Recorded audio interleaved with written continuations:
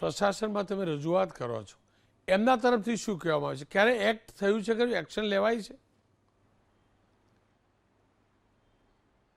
હા, એક્શન લેવાય છે. એ લોકો ગાંધીનગર બી બધે કેવડાવે છે, પણ એનો કોઈ એક્શન લે આગળ કંઈ થતું નથી. અમારી જોડેથી બધું કરાવે કે ભાઈ તમે આમ કરો કે તમારું અનાજ આવું ખરાબ આવ્યું છે કે તમે આગળ કહો.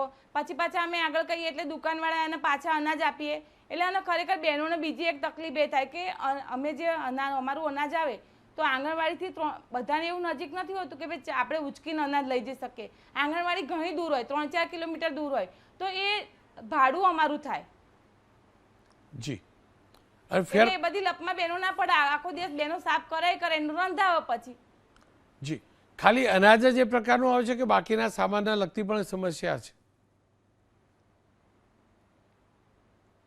ના, બાકીના સામાનમાં બી અમારે અત્યારે આટો પણ આવે છે. તો આટો તો હવે સારો આવવા માંડ્યો, પણ નવો આવતો તો ત્યારે એમાં પણ, અને એમાં એ લોકો આપણે એવું નહીં કહેતા કે સરકારનો કંઈક વાંક હોય.